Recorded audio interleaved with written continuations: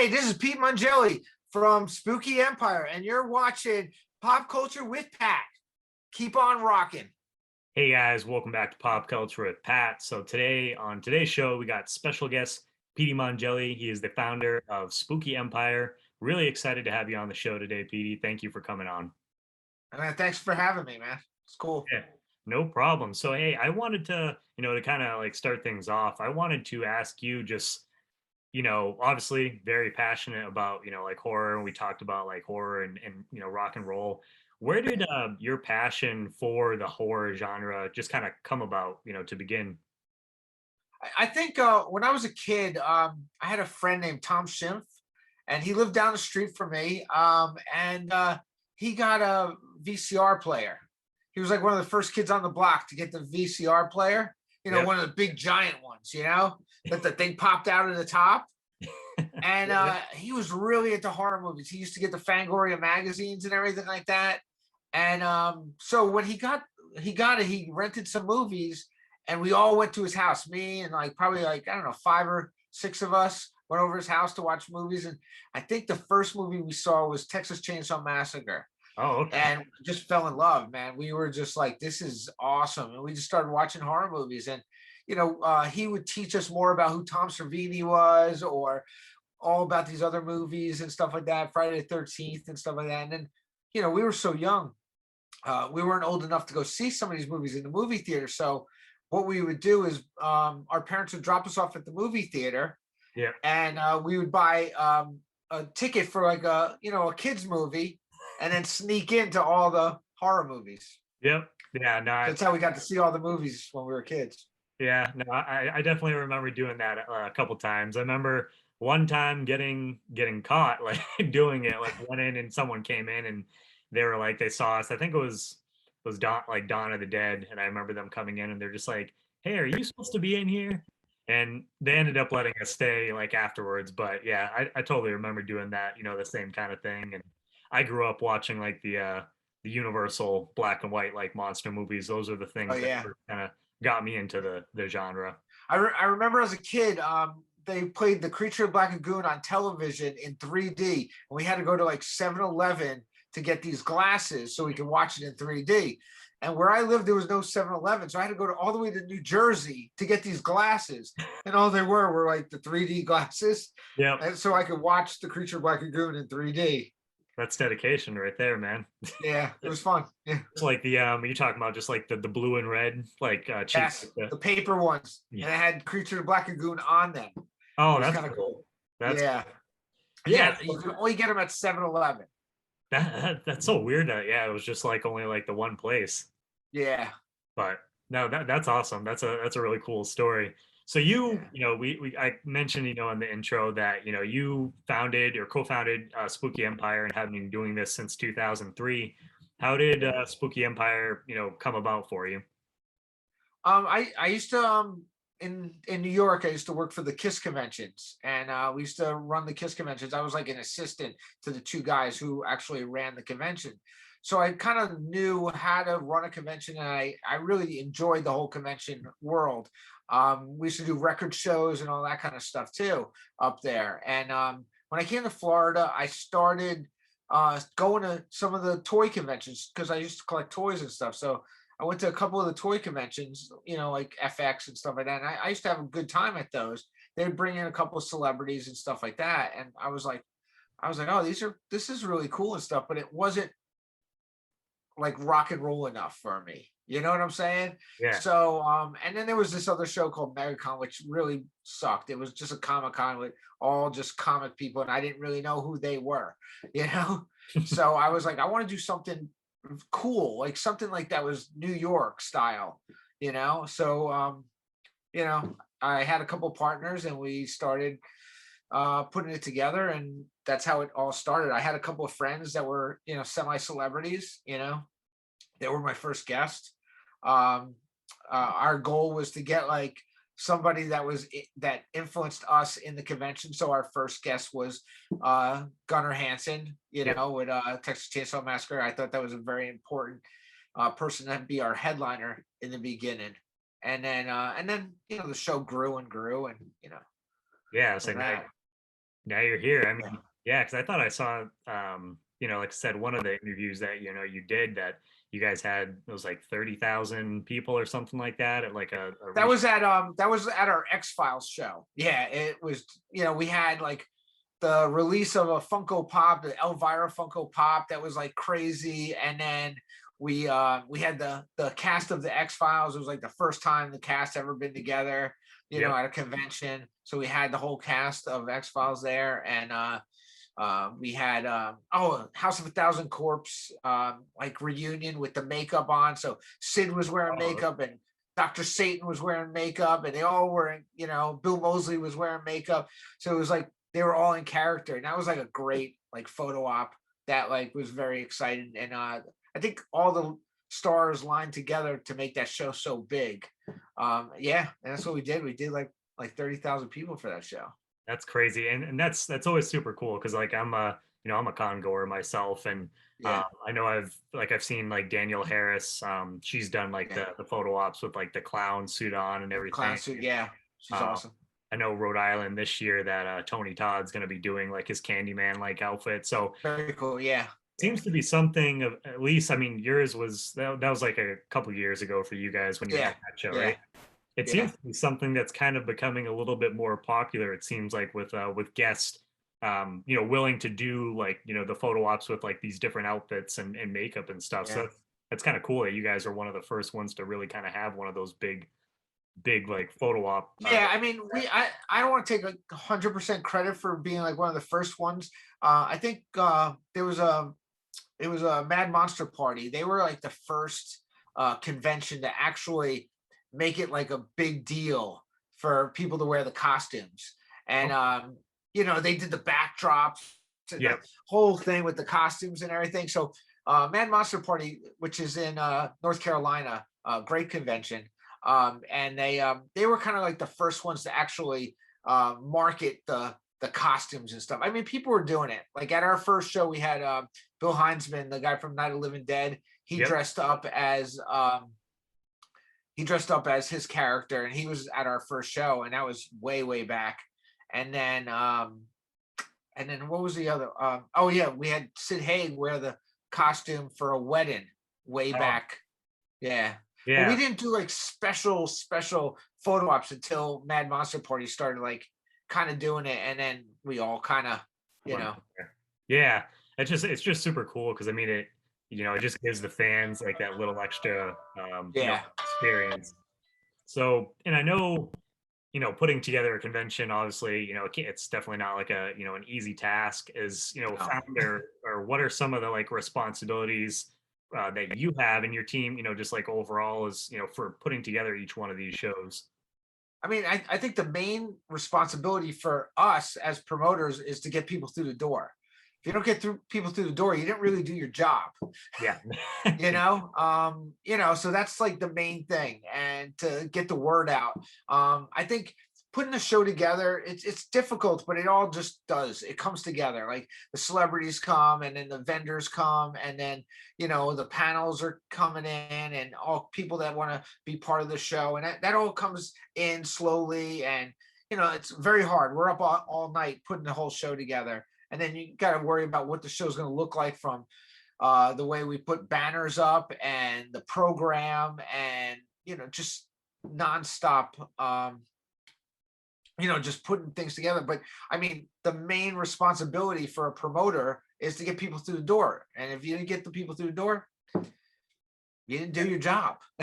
And you don't have a show if you can't get the people to Yeah, to the place to attract them there. So yeah, I imagine it's kind of once you guys prepare for one show, you're preparing up to, I'm sure, like the very last minute to wrap everything up, and then as soon as that show's over, because you guys do Spooky Empire, you guys have multiple like during the year. There's like yeah. two. I mean, the October shows are a real big show. The other ones are kind of smaller shows. They're kind of a little bit easier to put together. Yeah, But the October show is pretty intense. yeah. I mean, it's just like nonstop things going on until like late in the morning.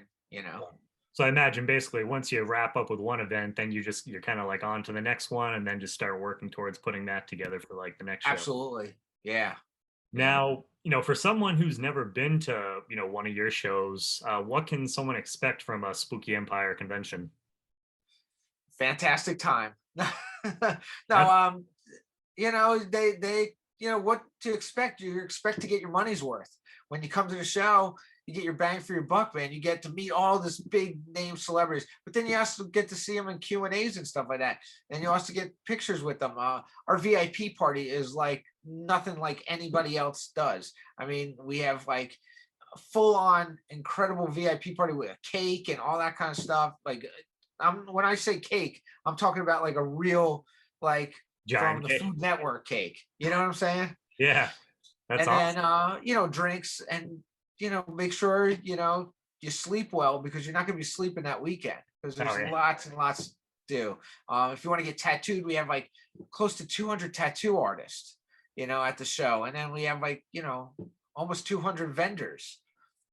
So it is a lot. it's like just a big huge festival. Our other shows, a little smaller but still fun. We have pool parties. We have still, like, the basic thing with the vendors and the celebrities and the Q&As. But what we bring in different at the smaller shows is we have a pool party, That's and everybody just hangs out. And it's kind of cool to be hanging out in Florida by the pool, yeah, yeah. drinking Kind of and say just that. mingling, and just the people that come to the show. The fans are just incredible. They're all like family. We Yeah, just I was all gonna start say, talking and hanging out. seems like yeah, you guys have really cultivated like that. I mean, and to me, like my experience with horror fans, the horror community, seems like you guys have really cultivated that. This is just like one giant family. All these people. You have a lot of the same guests that come back every year because this has just kind of become like a tradition for them, basically. Yeah.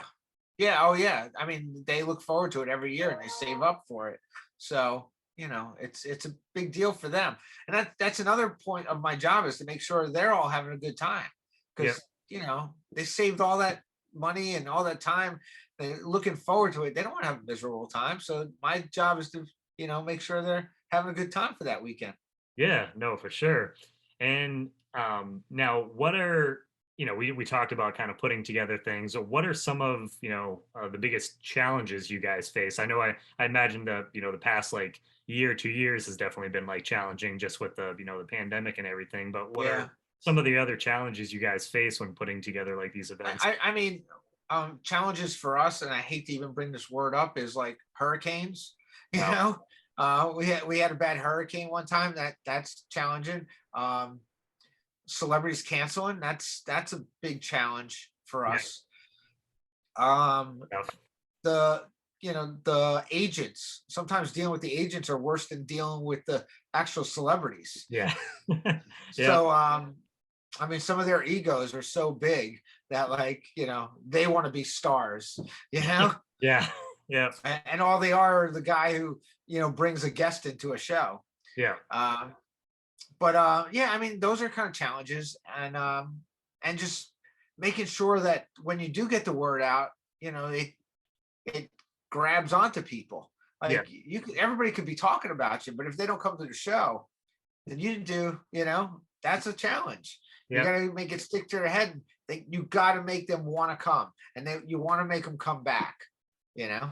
Yeah, and I think the good thing with, I mean, with you guys, because you've been doing this for a while. You've, like we were kind of just saying that you've established that core, fan base, and so Yeah. you always want to make sure that they're, happy every year because you want them to come back. But then, I imagine then you got to also find a way to bring in also new people like into the convention too, to so figuring out new ways to bring in, other kinds of, guests that might be like interested in the show too. Yeah. Well, I mean, that's a big challenge too, keeping it fresh. You know how hard it is to keep it fresh, because all the people that did your show for years, they want to keep coming back, Yeah. but you have to keep getting new people, and you don't want to disappoint those people.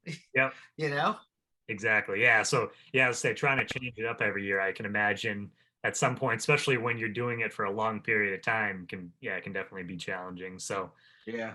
yeah, now as far as where you've done this show since 2003, I'm sure there's a lot of Yeah. great memories that you've had from the shows like over the years. What are some of your favorite ones that come to your mind? Um, One time we were we were putting the show on. It was a really rough year putting the show on. We had like two of our main people cancel our show. We had Clive Barker and George Romero cancel our show, and we were just getting bad feedback, and we were like, oh my god. So me and my buddy that worked our ass off to promote the show, we were like, oh my god, man, I hope this show turns out. I hope people show up and everything like that. So we're putting the show together, and then we're going back to our room, and this is on Thursday night before the show opens. Oh geez. And we're walking towards the pool area, and all we hear is noise and music and everything going on. I'm like, what's going on? We're walking and there's got to be thousands of people by the pool just drinking and partying. You see the celebrities hanging out with everybody, and it was just a wild party on Thursday. And me and my friend looked at each other and said, it's going to be a good weekend. And that was a good memory. It'll always stick in my memory how we were down, but then we went to this, and like everybody brought us up.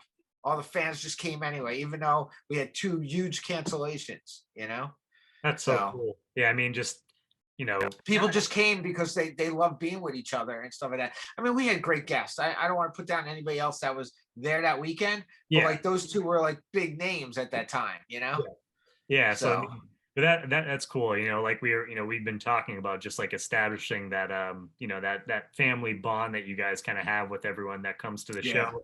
And just that, even though a couple people weren't able to make it, you guys still made the best of it. Yeah. So I imagine every time I think every year we have great memories, just because it's always something a little bit is different every year for some reason, even though you're kind of giving people the same product kind of all the time, because I mean, you could do so much, it's just what you could do but it's something about every show is something special. It's just little things, from the way that the shirt was designed that year and it sold out, and you're like, wow, I'm proud of that.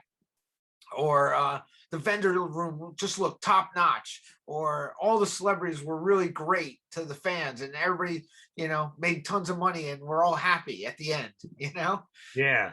No, I mean, and I imagine for you guys too, you're probably nervous, I'm sure, like up till like right till like the event starts, because you guys are probably I mean, how's this thing gonna go? I remember in the beginning I used to vomit, so like I just get sick to my stomach, so I had to vomit right before the show all the time because I was that nervous that the show was that was like back in the early days. It was before pre-sale tickets. Oh yeah. You know what I'm saying? So you could only buy tickets at the door. So you don't know how it's going to turn out. Yeah. So I imagine that's kind of helped a little bit now, where you guys. Yeah. And the internet helps, and the social media helps, and it helps a lot. But like in the early days, you didn't know what was going to happen. Yeah. Yeah. So yeah, no, I can only imagine like putting together an event like stuff, of that level, what you guys kind of go through. So definitely, hats off to you guys. And also there's a lot of money on the line. And there's a lot of and dude, you're holding a lot of things on your shoulder, because if your celebrities don't make money and your vendors don't make money, well, you might not have a show after that. Yeah. So it's definitely a lot to juggle. Now, and we've, we're kind of talking about this too. You guys just have so many different aspects to the show. You have, vendors. You guys also have, I thought I saw you guys have like a film festival. Is that right too? Yeah. Yeah, it's fantastic. Yes. Film festival, tattoo artists, music, celebrity guests. Is there, I'm sure there, you love them all, but is there a certain part of like the convention that is kind of like your favorite part of the show, like every year or every convention? Yeah, I mean, you're gonna laugh. My favorite is my merch booth. Yeah. And next week we're gonna be putting out our some of the stuff we're putting out. But I just love like designing the shirts. We design the shirts. We come out with a tiki mug. We design these posters, limited edition silkscreen posters. And I just love putting out that product. Yeah. And it's kind of like my favorite, and seeing the reaction of people. Like I remember like we would design a special shirt we still do, but for the VIP people only. And I always wanted to see their reaction when they opened up the bag and looked at the shirt, because we would never reveal that shirt until that weekend. So like when they got it, they're like, whoa, or it sucked. Yeah, that must be really rewarding, especially yeah, creating that stuff and just seeing the Yeah. reaction, or if it sells out, and then that you guys Yeah. put out something And also seeing people's reaction when they come in the door and just seeing, wow, that they're having this amazing time. You yeah, know, I hate yeah, seeing when people had horrible times. Like when we did the Funko Pop thing with Elvira, there was so many people that were miserable, that were just there to like get that plastic toy. And yeah. I was like, come on, guys, man, we have this amazing show. Relax a little bit. They were in line. They slept out for that. Like there were like people there for hours and hours. And I'm like, dude, there's so much more than that, you know, Yeah, the that Funko toy. figure. You know what I'm saying? Yeah, So I was like, which was awesome. I mean, we did it twice, you know. yeah, Of course, we didn't do it this year because of COVID, you know. But yeah. No, the Funko community doesn't mess around. That's definitely you oh, got. they don't mess around at all, man. They're hardcore, and they didn't care. They didn't care, you know. Yeah, so But I'm sure you got some people that were there just, like you said, just there. just for that, they slept out just for that, and it was like crazy. And like I didn't really understand how powerful those things were. I Yeah, knew they were popular, but I didn't realize they were like, and Funko didn't bring them on time, so there was a whole mess up, and so people were really angry, and I hated seeing everybody so angry, yeah, And the worst part was that it affected the real fans, the Spooky Emperor fans. It affected them, and they were upset because they were seeing everybody getting upset. And it kind of wrecked the weekend. You know what I'm saying? yeah, and that's never. And it was one of our best shows.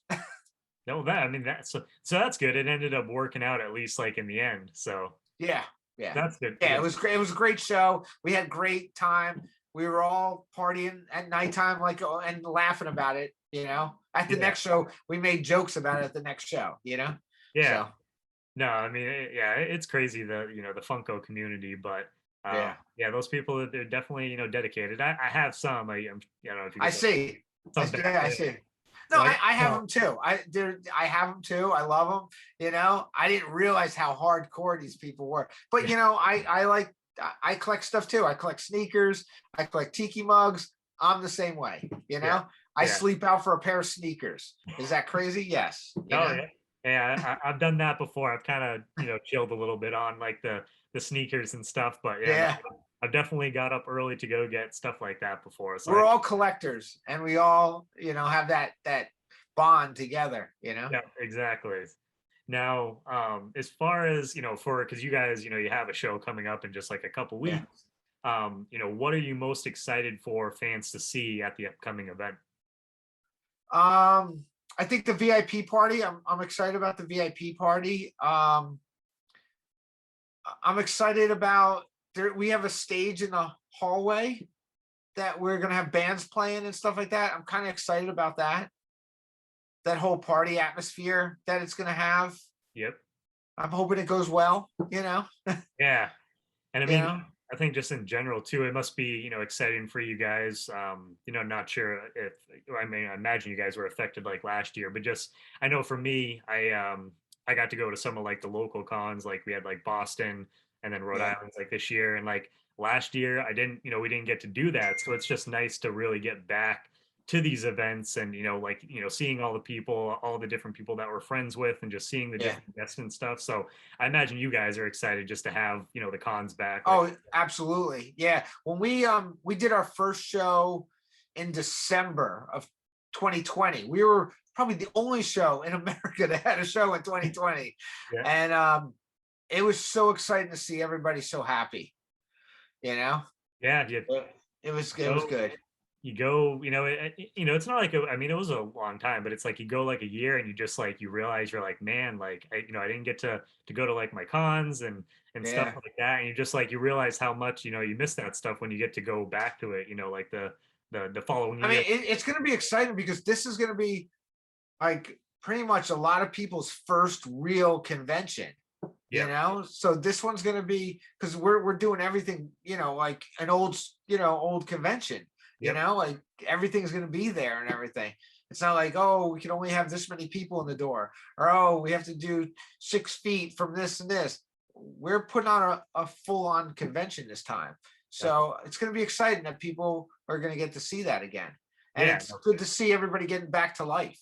yeah, You exactly. know? Yeah. So I'm sure you guys are gonna have a hell of a time. I'm sure it's gonna be a blast. So that's coming up in a couple weeks. It's the I have the dates right, correct? It's the 22nd through the 24th. That right? Yes. Yeah. That's So great. Yeah.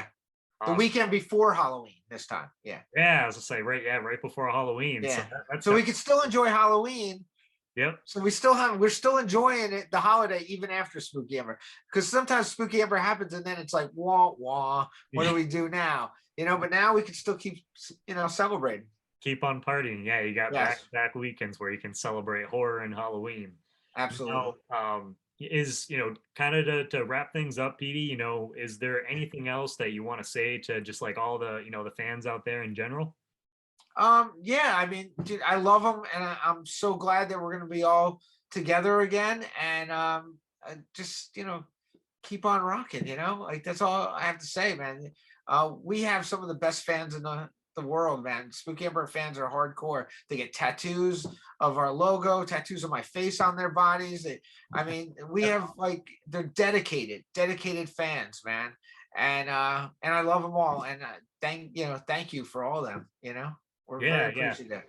And I wish you the best of luck at the upcoming show, PD. I'm sure, like I said, I'm sure it's gonna be a blast. It sounds like you guys have a really good show lined up. So if you guys are going to the show, and make sure you guys have a lot of fun.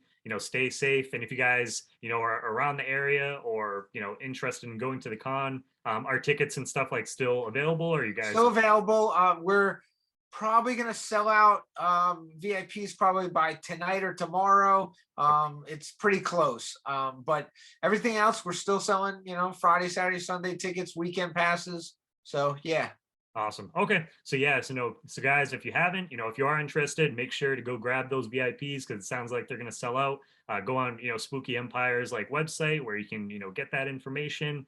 And again, just, have a fun time at the con. And hey, Petey, I appreciate you taking, time out of your No schedule. I'm problem, man. sure. Thank you for having me. It was a good interview. Yeah, thank you. It was It's good. I imagine it's gonna these next couple weeks you're pretty much going to be nonstop going up to the con. So I Yeah, appreciate you we're taking that. nonstop right now. I Yeah. was like, oh, I got to do this right now. You hear sometimes the phone's ringing right now, and I'm like clicking on it and stuff like that. But yeah, Yeah, no. Thank you again, and no problem. you're welcome back anytime, Petey. Awesome, man. Thanks. Hey, this is Pete Mongelli from Spooky Empire, and you're watching Pop Culture with Pat. Keep on rocking.